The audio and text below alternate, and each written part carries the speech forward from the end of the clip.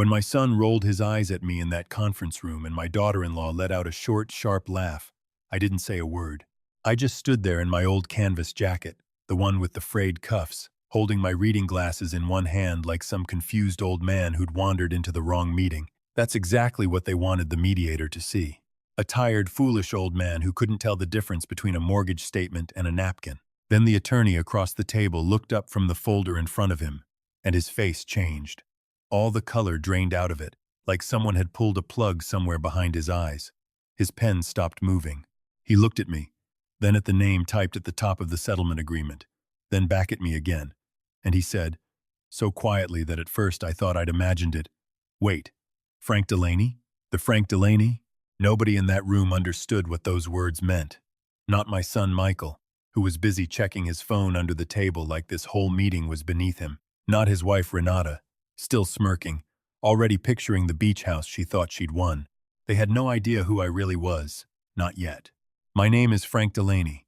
I'm 68 years old, a widower, and for the last 4 years I have lived alone on 11 acres outside a small town in upstate New York, in the same farmhouse where I raised my son and buried my wife's ashes under the maple tree she planted the year we got married.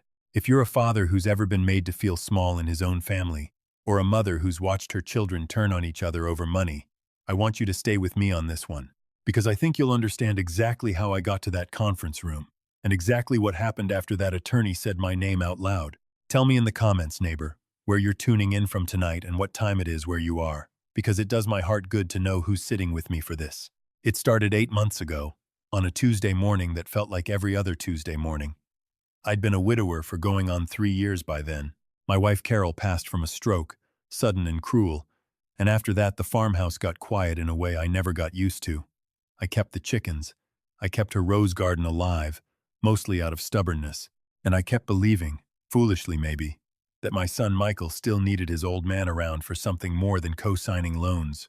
Michael had done well for himself, or at least that's what he wanted people to think. He ran some kind of investment consulting business out of a glass office 2 hours away in Albany, the kind of place with an espresso machine that cost more than my truck. When Carol got sick, Michael was the one who stepped up, or so it seemed. He said, "Dad, let me handle the finances. You've got enough on your plate." And I was grateful. I signed papers I probably shouldn't have signed without reading closely, because my son asked me to, and because after 40 years as a union electrician, paperwork had never been my strong suit. I trusted him. He was my blood. That Tuesday morning, I walked out to the mailbox at the end of my long gravel drive, same as I did every day, mostly for the exercise and the excuse to talk to my neighbor's dog through the fence. Mixed in with the seed catalogs and the flyer from the hardware store, there was an envelope from the county clerk's office, thick, official, with red block letters stamped across the front, notice of lien. I remember standing there in the cold with my breath fogging in front of my face, tearing it open right there in the driveway, because some part of me already knew. The letter said there was an outstanding lien against my property, filed by a private lending company I had never heard of in my life, for a debt of $412,000. My farmhouse, my 11 acres, the land Carol and I had paid off free and clear 11 years before she died. I read it 3 times standing in that driveway, and each time the numbers stayed exactly the same, and none of it made a lick of sense. I called Michael that same afternoon. He answered on the 4th ring, sounding rushed, sounding annoyed before I'd even said a word. "Dad, I'm in back-to-back meetings. Can this wait?" I told him no, it couldn't wait, and I read him the letter word for word. There was a pause on the line, just a beat too long, and then he laughed. This light little laugh that I'd heard 1,000 times growing up whenever he'd broken something and didn't want to admit it. "Dad, it's probably a clerical error. Some computer glitch at the county office. I'll look into it. Don't worry about it." And because he was my son, because I had rocked him to sleep as a baby and taught him to drive a stick shift in the church parking lot, I believed him. But the tremors started not long after that. Small at first. My hands would shake trying to fasten the top button of my shirt. Then it got into my legs. This heavy sandbag feeling every time I tried to climb the porch steps.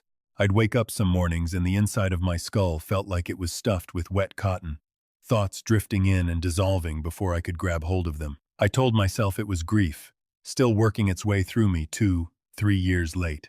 I told myself it was age, plain and simple, the body finally sending its bill. Renata started coming around more during those weeks. My daughter-in-law had never much cared for the farmhouse, always complaining about the gravel scuffing her shoes, but suddenly she was driving up twice a week with little Tupperware containers of soup and a smile that never quite reached her eyes. "You need to keep your strength up, Frank," she'd say, setting a glass of water on the kitchen table next to a little paper cup with 2 white capsules in it. "Doctor's orders, for your blood pressure." I took those pills every morning and every night for almost 6 weeks, dutiful as a good patient, while my hands kept shaking worse and worse, while the fog behind my eyes kept thickening, while I started forgetting which day of the week the garbage truck came, a thing I had known without thinking for 40 years. It was a Thursday evening, and I remember it clear as anything, because it was the night everything cracked open. I was sitting on the porch steps trying to work up the strength to go feed the chickens, and Renata's little paper cup was sitting on the railing beside me, untouched, because my hands were shaking too badly to pick it up. And I looked at those 2 capsules sitting there in the fading light, and something old and stubborn in me, some part of me that 40 years of running electrical conduit through other men's houses had never quite beaten out, said, "Wait a minute, Frank. Wait just a minute." I didn't take the pills that night. I dropped them down through the gap in the porch boards instead, where the chickens sometimes lost feed, and I went to bed and slept harder and more clearly than I had in 6 weeks. The next morning, for the first time in what felt like forever, the fog was thin enough that I could see clean through it. Over the following 2 weeks, I did the same thing every single time Renata or Michael handed me those little paper cups. I'd thank them. I'd carry the water glass to my lips, and the pills would go into my shirt pocket, or down the porch gap, or into the dirt of Carol's rose bed. God forgive me for that one. And slowly, painfully, the withdrawal working through my system like a fever breaking, I started coming back to myself. The tremors didn't disappear completely, but the fog lifted.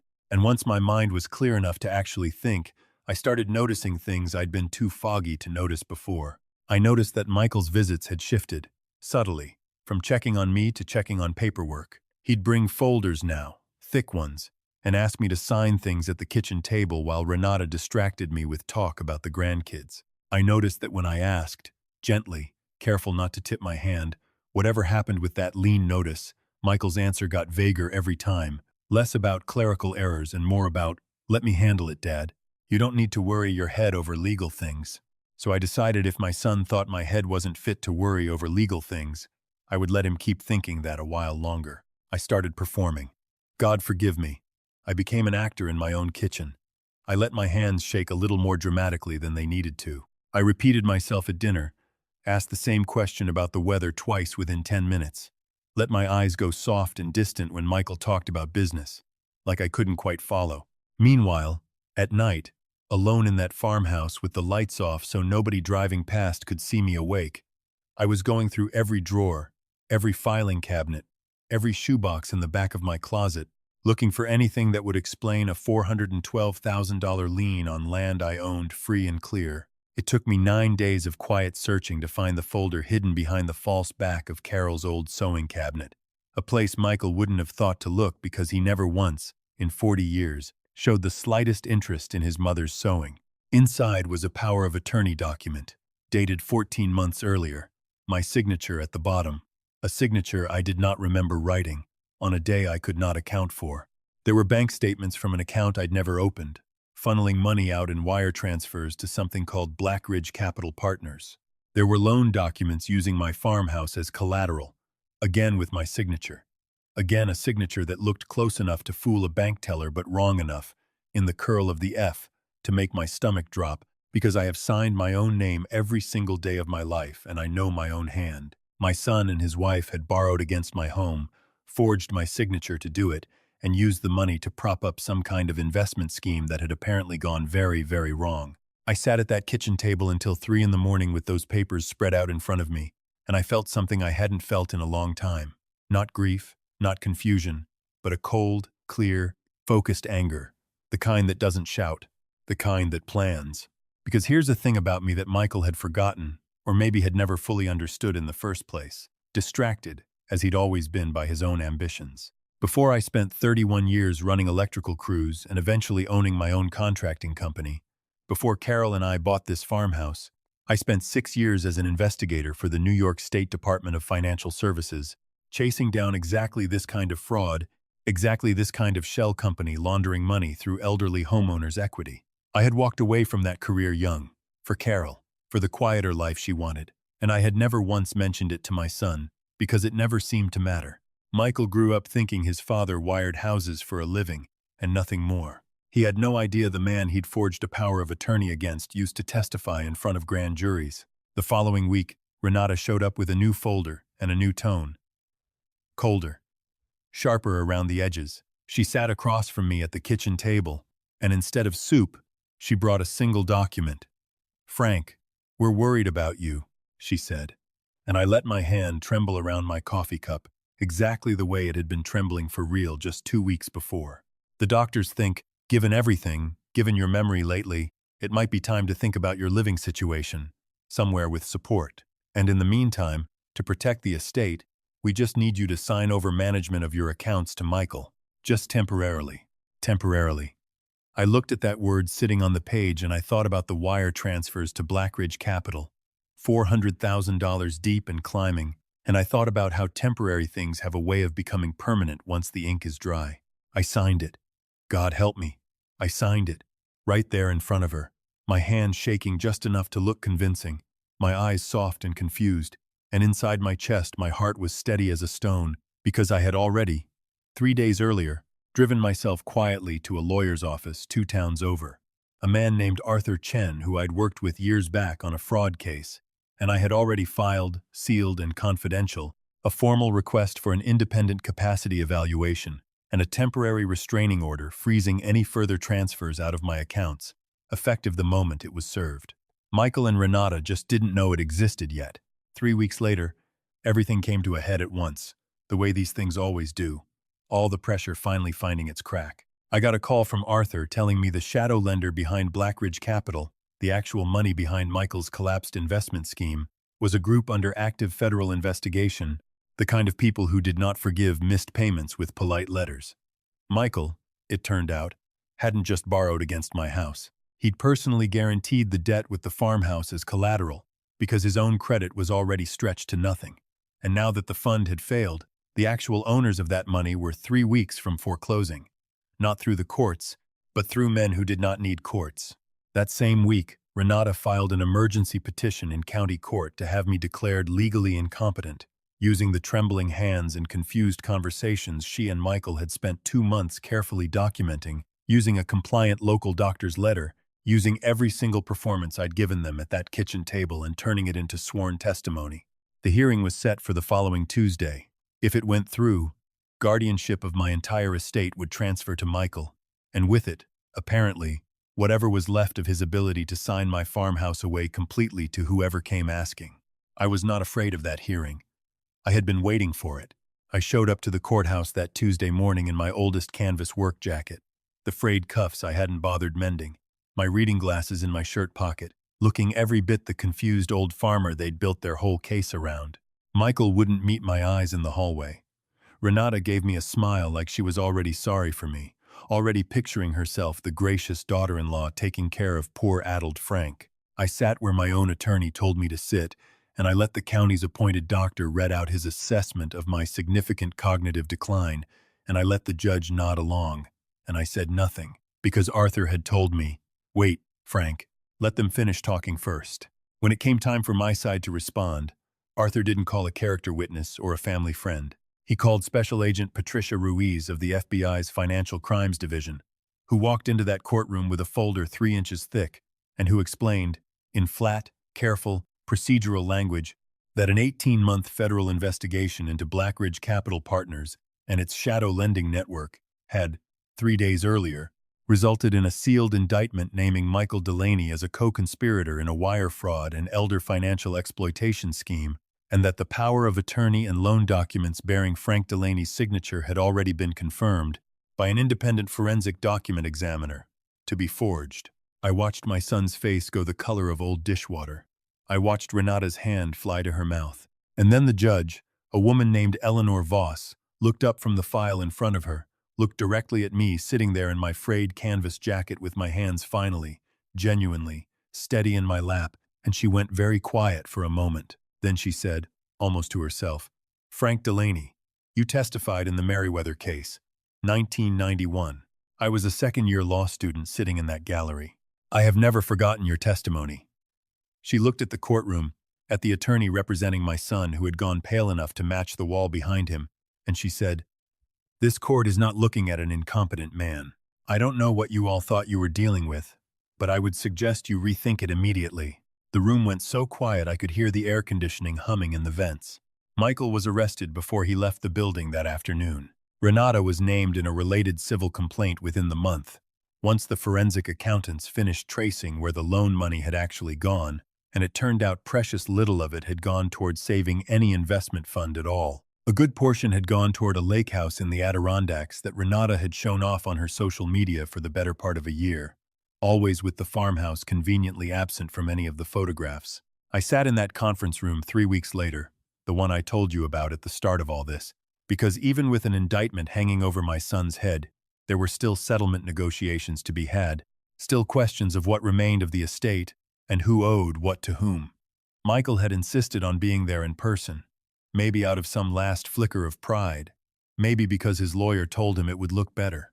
Renata came too, smirking right up until the moment that attorney across the table looked at my name on the settlement documents and went pale as a bedsheet and asked if I was the Frank Delaney, the one whose testimony he'd studied in law school, the one whose old fraud cases were still cited in training materials for junior investigators at the very agency now prosecuting his own client. I didn't say anything grand in that moment.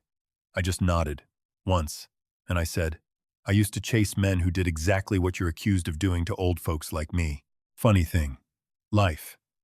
And I watched my son's face crumble into something I hadn't seen since he was 7 years old, and got caught lying about breaking his mother's favorite lamp. Except this time there was no lamp to fix, and no small punishment waiting at the end of it. I want to tell you, neighbor, that revenge felt sweeter than it did. Mostly what I felt, driving home alone that evening down the same gravel road I'd walked 1,000 times to check that mailbox, was tired. Bone tired. The kind that settles into a man's chest after he's spent months pretending to be weaker than he is just to survive his own family. The farmhouse is quiet again now, the way it was before all this started, though quiet in a different way. I sold off 2 acres at the edge of the property, enough to cover the legal costs and the last of the fraudulent debt that the courts hadn't yet clawed back from Blackridge's seized assets. I still keep the chickens. I still tend Carol's roses, and this spring they came back thicker than they had in years, like the ground itself had been waiting to breathe easier too. I see my granddaughter sometimes, the one good thing Michael and Renata's marriage produced, a bright 7-year-old named Josie who has no idea yet what her parents did, and who I intend to make sure grows up knowing her grandfather a great deal better than her father ever bothered to. Michael writes me letters now from where he's staying, waiting on his trial. I read every one of them. I haven't decided yet how many of them I'll answer, but I read every one. If there's a lesson in any of this, and I think there is, it's not really about the money, though heaven knows the money mattered. It's that the people who love us and the people who need something from us can wear the exact same face for a long, long time before you find out which one you're actually looking at. And it's that being underestimated, being written off as slow or foolish or fading, isn't always the disadvantage the people doing the underestimating think it is. Sometimes the quietest man in the room is the one who's been paying the closest attention the whole time. I set up a small trust now, an irrevocable one this time, with Arthur as trustee and Josie as the eventual beneficiary, structured so that no single signature, forged or otherwise, could ever again put this land at risk. If there's one piece of advice this old electrician can wire into your head tonight, it's this. However much you trust your own blood, put your affairs in writing with someone outside the family watching too. Love shouldn't need a lock on the door, but I've learned the hard way that sometimes it does. The porch light is still on out here every evening, same as it's always been, in case anybody who still means well ever wants to find their way back up that gravel drive. But the mailbox down at the end of it, I check that a little more carefully these days. Some habits, once you learn them the hard way, you never quite put back down.